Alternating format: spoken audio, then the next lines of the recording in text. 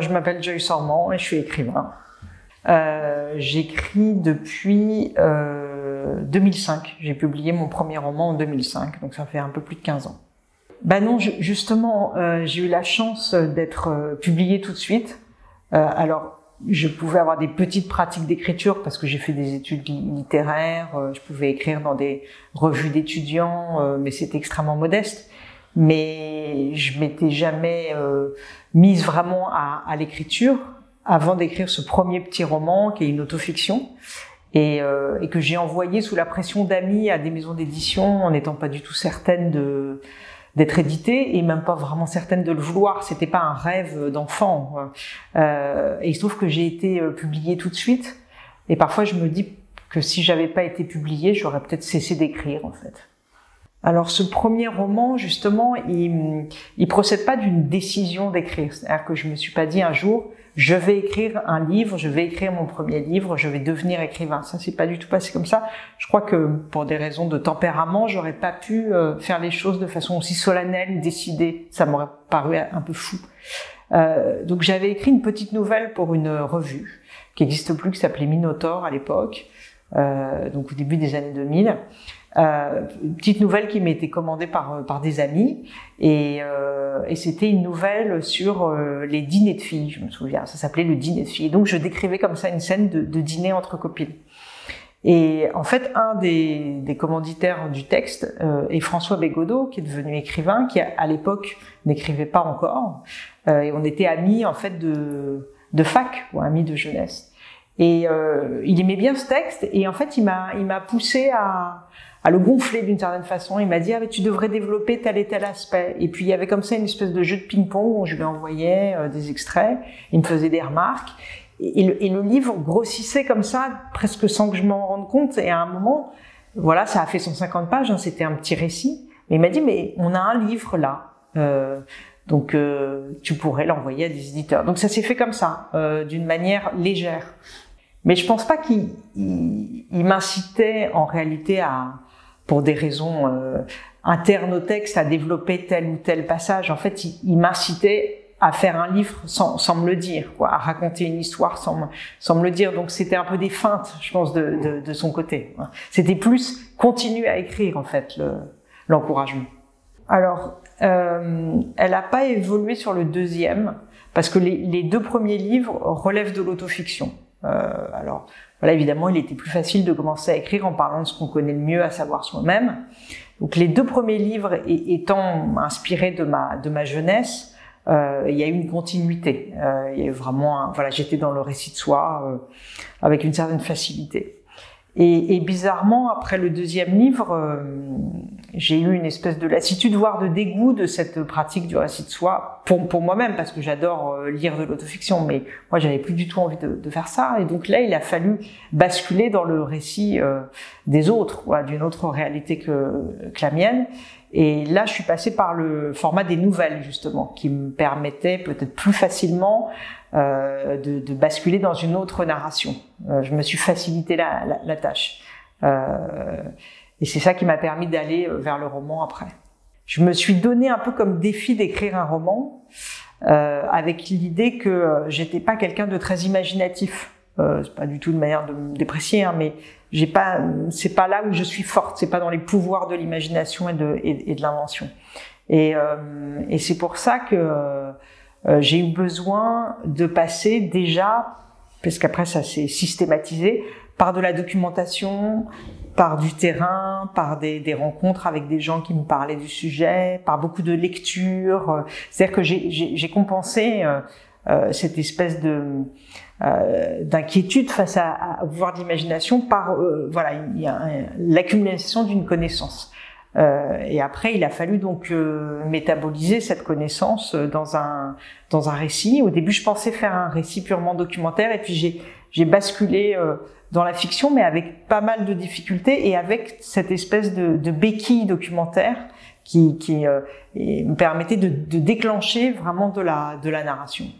Alors c'était le personnage surtout, c'était la question du personnage, qui est une question qui est toujours très compliquée pour moi. De donner une crédibilité, une épaisseur à un personnage, l'idée qu'on croit à un être de papier, que le lecteur y croit. J'avais toujours l'impression qu'on n'y croyait pas.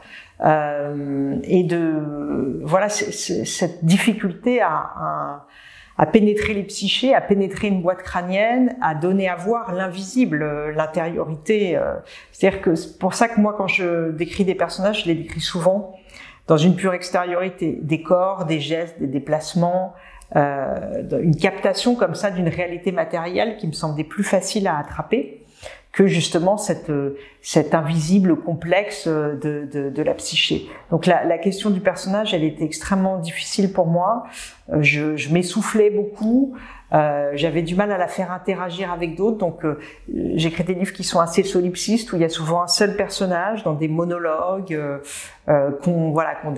qui déploient des mondes intérieurs. Mais ça reste toujours pour moi la difficulté première. Ouais. Je passe environ 2 ans sur chaque livre, sachant que je ne fais pas que ça, parce que j'ai aussi des activités alimentaires, parce que je vis pas de l'écriture.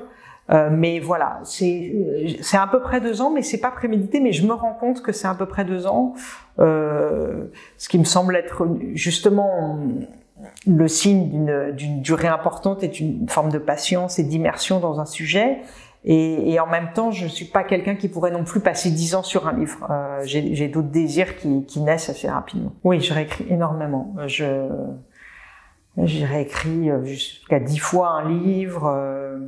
Je fais d'abord un premier jet qui va assez vite, qui est vraiment une espèce de glaise comme ça jetée sur la page, et qui est le moment finalement le plus ingrat pour moi, et vraiment ce qui me fait plaisir, ce qui me porte, c'est après de sculpter cette glaise indéfiniment, de revenir 10 fois sur des phrases, 10 fois sur un mot, 10 fois sur une virgule. C'est vraiment ce travail de polissage et de réécriture où là je me sens complètement écrivain et complètement à mon aise et complètement dans mon travail. Je retranche plutôt pour essayer de garder justement la vérité d'une sensation, d'un sentiment, d'un geste, essayer de m'approcher le plus près d'une émotion. Et ça, pour moi, ça peut se faire en fait que dans l'assèchement. J'imagine pas du tout que c'est dans la profusion, par exemple l'accumulation d'adjectifs ou de descriptions qu'on va saisir quelque chose. Je pense que c'est précisément dans le rapport très sec et très pauvre où on va attraper furtivement la réalité qu'on veut faire passer.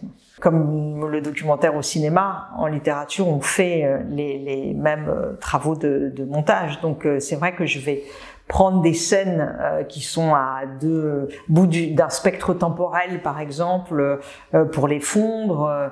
Je vais monter un personnage avec un autre, enfin la parole d'un personnage avec la parole d'un autre. Donc il y a vraiment des déplacements alors par exemple dans mon livre sur la psychiatrie, je peux déplacer la parole de l'un dans la bouche de l'autre. Je peux inverser une chronologie. Donc le montage est très important. Ouais. Alors je suis déjà très mauvaise en construction, en composition. Je fais jamais de plan de mes livres. Je sais jamais comment ça commence, comment ça finit. J'y vais vraiment à l'aveugle. Enfin, je suis dans une espèce de jungle avec ma machette et j'avance au fur et à mesure. Et la construction, je la vois qu'à la toute fin. Donc, il n'y a pas de ligne directrice, il n'y a pas de plan. Donc, c'est vraiment la phrase qui me guide. C'est même pas paragraphe par paragraphe, c'est vraiment phrase par phrase, avec l'idée que une phrase va en entraîner une autre, par le sens ou par la musicalité. Par une image, une métaphore qu'on va filer, mais ça se fait vraiment à l'échelle la plus minime, à l'échelle 1 de la phrase. Alors déjà de lire énormément, hein. Un écrivain c'est d'abord un lecteur. Enfin, je crois que on est tous d'accord. Donc lire beaucoup. Donc écrire c'est d'abord lire. Lire les classiques et lire ses contemporains, c'est très important parce que je rencontre parfois des gens qui veulent écrire et qui ont une culture purement classique. Je pense que c'est très important de lire ses contemporains. Et puis énormément de patience. Pour moi, c'est la vertu première. Je pense que l'écriture, c'est une expérience de la durée et justement d'un temps qui est totalement à rebours de tous les temps de la modernité. Et il faut, voilà, l'impatience, c'est l'ennemi pour moi de l'écriture. Donc énormément de patience et être prêt à l'improductivité, à la perte de temps. Voilà, je dirais que c'est les prédispositions psychologiques essentielles.